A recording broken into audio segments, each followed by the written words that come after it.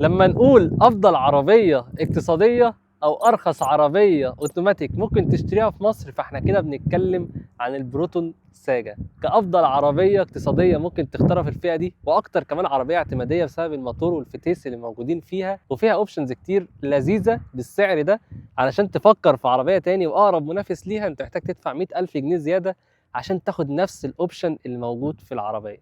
فتعال اقول لك بالتفصيل كل امكانيات العربيه دي وكل حاجه فيها بالتفصيل عشان تعرف تشتريها امتى وما تشتريهاش امتى وتروح للمنافس امتى.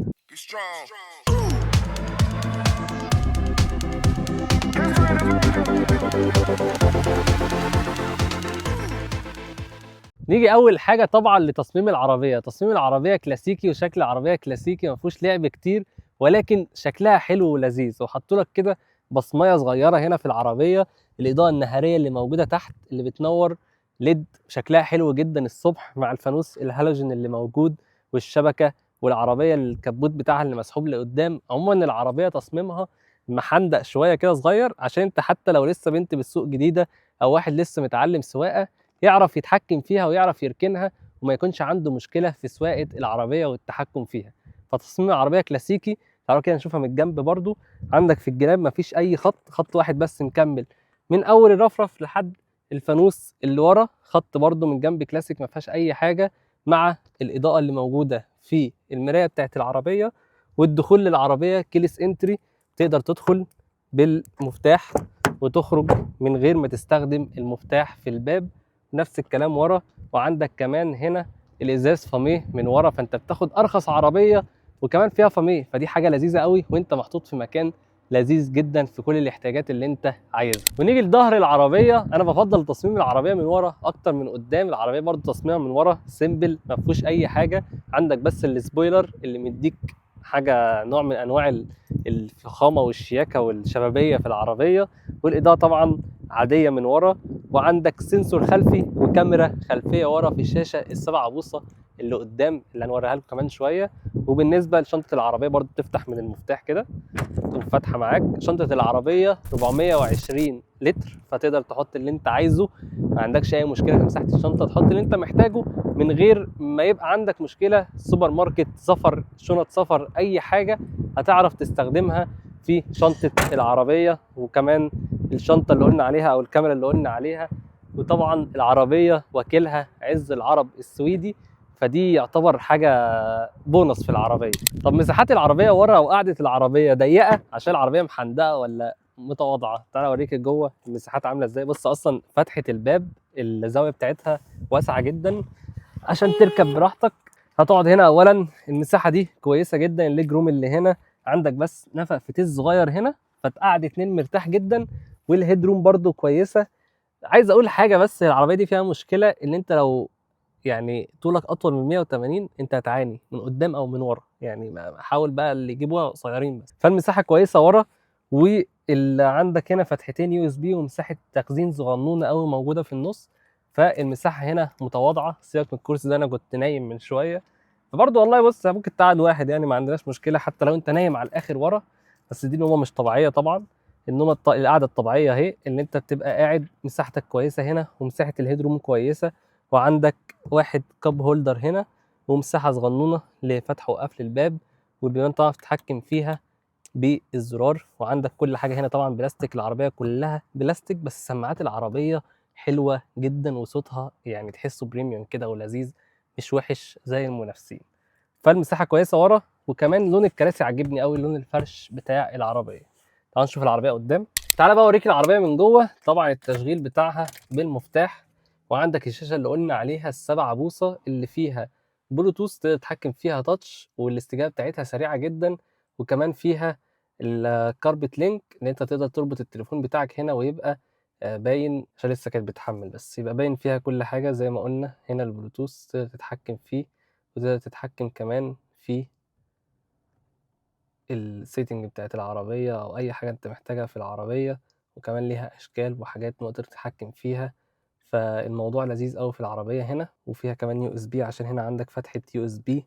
وعندك تحكم في التكييف في الجزئية اللي تحت دي، ومساحة تخزين هنا صغيرة. وتكييف العربية غير المتوقع تلاجة. وعندك اتنين ايرباج، واحدة هنا واحده هنا، 2 ايرباج. وحتى الطاره بتاعتك الطاره المالتي تقدر تتحكم في كل حاجه في الميديا او اي حاجه تخص الميديا في العربيه من المالتي بتاعك. العدادات هنا كلاسيكيه برضو لذيذه، برضو العداد زي ما قلنا اي حاجه فيه بلاستيك، كل حاجه في العربيه بلاستيك ولكن لذيذه. وعندك 2 كاب هولدرز هنا، والمساحه وقاعده قدام كويسه، بس زي ما قلت لك لو اكتر من 180 فانت هتتضايق شويه. فتعالوا نطلع على الطريق بقى اوريكم اداء العربيه ونتكلم عن الموتور بتاع العربيه. بعد ما جربنا العربيه لمده اسبوع واكتر من اسبوع كمان، فيلا بينا ننقل لكم بقى التجربه بكل التفاصيل اللي فيها. اول حاجه هنتكلم عنها هو موتور العربيه. موتور العربيه هنا 1300 سي سي، بيطلع 95 حصان و120 نيوتن متر عزم، متوصل بفتيس 4 سرعات اسن ياباني، ما فيهوش مشاكل نهائي. يبقى كده المنظومه كلها ما فيهاش مشاكل، والمنظومه الموتور بتاعها كويس، والعزم بتاعها كويس، والاستجابه بتاعتها كويسه جدا.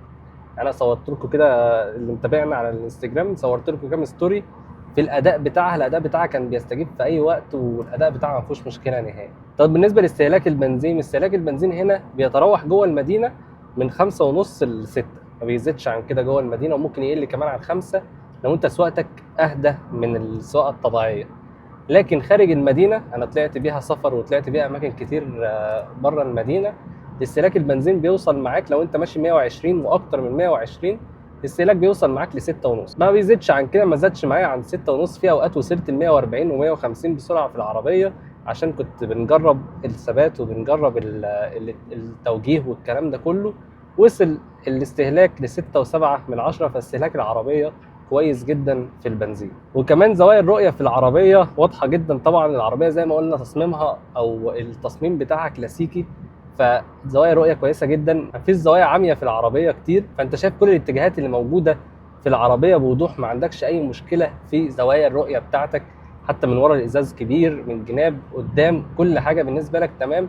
حتى المرايه الزاويه بتاعتها كويسه جدا. وفي حته بقى عجبتني جدا في العربيه هنا، وهو السسبنشن بتاعها او نظام التعليق بتاعها او العفشه بتاعه العربيه. عفشه العربيه كويسه جدا جدا جدا لدرجه انا ما كنتش متخيلها. عفشه العربيه حلوه، ما بتضايقكش، مش ناشفه، مش هتضايق ظهرك، مش هتضايق الناس اللي قاعده ورا. عفشه العربيه سلسه جدا، ما فيهاش اي مشاكل. وكمان التوجيه بتاع العربيه كويس جدا على سعرها. احنا بنتكلم كل ده على انها عربيه اقتصاديه، عربيه انت شاري ارخص عربيه في مصر، فانت كده واخد قيمه فعلا مقابل سعر كويسه جدا. طب وبالنسبه للامان بقى اللي موجود في العربيه اللي بتاخده بالسعر ده، سعر عربيه 650 الف جنيه كارخص عربيه اوتوماتيك موجوده في مصر، فيها 2 ايرباج، واحد هنا واحد هنا، 2 ايرباج واي بي اس واي بي دي وهيل اسيست، عشان في المرتفعات لو عايز واقف على ارتفاع ولا حاجه ما تسقطش منك. فدي برضو انظمه كويسه كعربيه ستاندر فيها الحاجات دي. وزي ما قلنا العربيه فيها شاشه وفيها كاميرا خلفيه وسنسور خلفي وشويه اوبشنز لزاز وطاره مالتي. الكلام ده كله عشان تلاقيه في عربيه تانية اقرب منافس ليك 100,000 جنيه على طول تزودهم. وانت اصلا ال 100,000 جنيه دول انت ممكن تدفع نصهم صيانات للعربيه دي.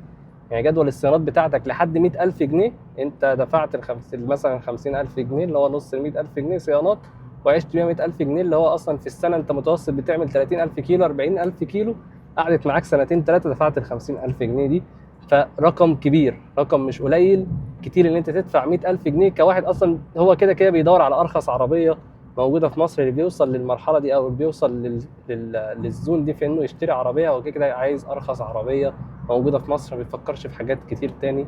طب وبالنسبه للمساحات بتاعت العربيه جوه، احنا شفنا المساحات كده كده سوا، بس انا عندي تعليق بسيط في العربيه هنا، ان اي حد طوله اكتر من 180 هيعاني مع العربيه شويه. يعني انا طولي 174 175 قاعد مرتاح في العربيه كويس من فوق، شايف العربيه كويسه. اي حد من كده يحس ان هو قاعد فوق العربيه، والناس برضو ورا اطول من 180 هيتعب شويه في مساحات العربيه. في مساحات العربيه ضيقه شويه، ولكن يقعدوا 4 مرتاحين، حجمهم متوسط.